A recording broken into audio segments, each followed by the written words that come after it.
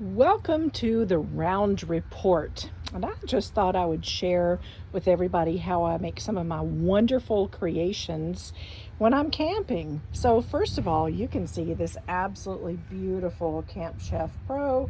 It has three 30,000 BTU burners. And tonight I'm choosing just to use the middle burner, and you can see I just barely have it on. It's about on as low as it can go. And I have this lovely smaller griddle from Camp Chef, and I've placed a little bit of oil on it. And you can really see the value at this point of leveling your Camp Chef. So the first thing that I'm going to put on it is going to be my onions, because they take about the most time to cook. So I'm just going to scrape those in there, and they're running all over the place, and you can, oh my goodness, you can hear them sizzle. So this begins to kind of season the pan from the standpoint of a little bit of flavor. So just keep them moving around. I think it's probably just a little bit warm, so I'm gonna turn that down just a little bit. We can see, now I'll tell you, on a Camp Chef, if you're down to this level and it's windy, it's not going to stay lit. But tonight it is dead still. The reason I know that it's dead still is I have a oil burning candle, and it's just going right straight up. Yay! So I think I'll pick a little bit of salt, and we'll just do some of that salt on there. Yum, yum. Just grate that. Yep. So I'll probably come back to that in a minute. So I'm going to just, those are coming along great. So the next is I'm going to put in my mushrooms, and these were cut today. They were the ones that you get individually, and you pick them up and put them in a brown bag. So they're just nice and fresh cut. So I'm just going to start to turn those just a little bit. Now, one of the treats that I have for you tonight that is a full keto diet is something I've discovered recently, and I call it kale chips. And kale chips are where you've taken kale, washed it, blotted it, and then you bring it over to your griddle, and you just spread it out. I lost a piece over there. Come back. Oh, there he is. Okay. And once you get them over here, you begin to mush them flat, and you can kind of hear it begin to sizzle.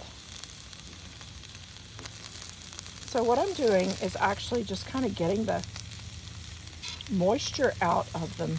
Not the moisture from where I wash them, but the moisture from the interior of the kale. So some people like kale on a salad, which I do. And some people like kale cooked, which I do. Did I mention I like kale? So I'm going to grab a spoon.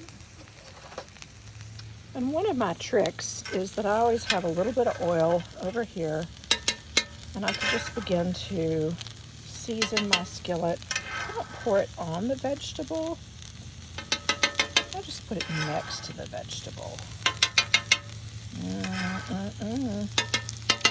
This is looking good. So again, tonight I'm only using one burner.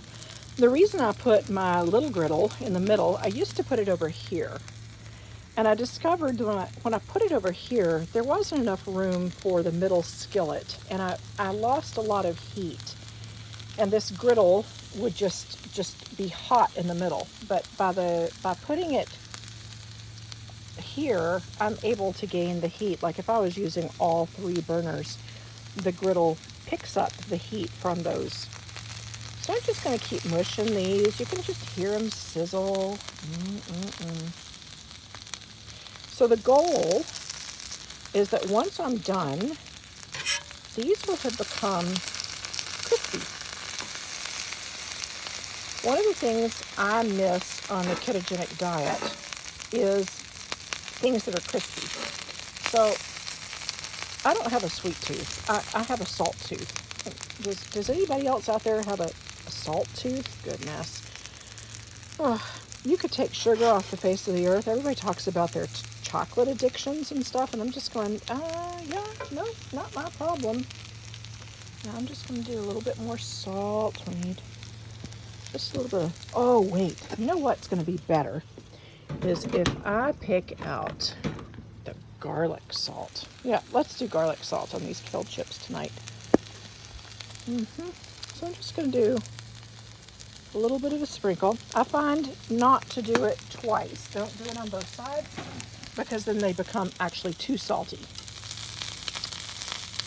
Another thing I've found is that a substitute for potato chips for dip is I cut zucchini in small slices, little browns, and I sprinkle them with just a tiny bit of salt. And what that does is it imitates the potato chip. I can still dip my Asiago and spinach dip, or the local Philadelphia cream cheese, herb and garlic. There's all sorts of things. I can put a little stack of a little piece of meat and a little piece of cheese. Oh, and I just need to show you something else while we're waiting on this.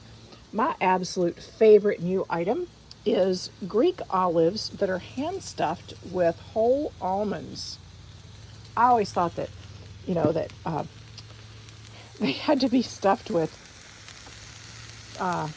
those little red things. Yeah, those. Yeah, you got it. Or I moved from that to garlic. Well, those were just so intense. And then I discovered by putting the olive inside, not only do you have that intense burst of, almond inside, not only do you have that intense burst of olive flavor, but you have the sustaining yumminess of, so I'm about to flip these. So you notice that they're really beginning to look crumpledy, right? Yeah, they're doing good. Okay, meanwhile, I'm going to push the mushrooms, which are coming along nicely, to the back of the pan.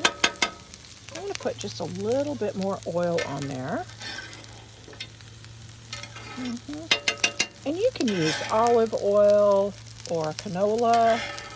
You can use bacon grease, like whatever is your go-to. So watch this. Y'all aren't going to believe this. Okay. So now I have these little, they're called Parmesan petals. And I went to find an entire thing of Parmesan cheese whole because I was going to grate it, but they didn't have it that day. So I found these Parmesan petals, and you can just put them on your griddle, like not too many, just a little bit. And what this is going to make is, if you go to those high-end restaurants, they often put these little Parmesan something or others. And then a lot of people bake these in the oven. Okay, great. But that takes 450 degrees and a lot of energy. Yeah, so I just love doing this out here on the grill. So we're just going to flip these over. They're beginning to get crisp. See how they're no longer limp? But they're not burned on the back side either. Yep. Flip all these over. This one's still a little bit, see, that one's a little limp. I haven't been mushing on that one like I should have. I'm going to flip it over. I'm going to mush it a little bit. See how those are beginning to melt?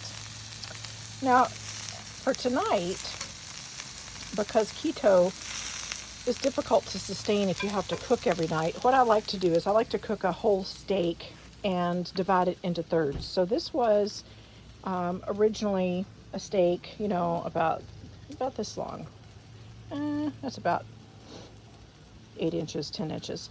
And this is just my little leftover. And so I cut it in thin slivers. And my goal is just to warm it up a little bit. I don't want to get rid of the nice properties that I already have. So we're coming up on the mushrooms being ready. The kale chips are coming along. I've got them, you notice I've got the kale chips over the hottest portion of the griddle. And that's because of all these things that I was doing, okay, there we went. Of all these things that I was doing, they were the things that I needed to get the most moisture out of. So I just keep pressing them down. Meanwhile, these little cutie pies, that's ready to be flipped. 1, 2, 3. Oh, 1, 2, okay, here we go. Oh, look at that. Can't you just taste it? Okay, looking good. Meanwhile, I've got my my romaine lettuce and my spinach ready, and I'm going to put just a tiny bit of blue cheese dressing crumble. So I'll put the meat and the warm things on there. Then I've got some blue cheese crumbles, and then I've got some chunky blue cheese dressing just to put a couple of tablespoons on. So if your mouth isn't watering, then you have eaten way too much today. So just to share a moment of my oasis as I sign off, this is how I've taken care of myself, creating a wonderful retreat camping and just totally enjoying beautiful Alberta. Oh, there's my beloved Gandalf. And then I just have all sorts of things. So glad to share with you tonight. Hope you're enjoying your evening, and signing off from Parmesan and kale chips.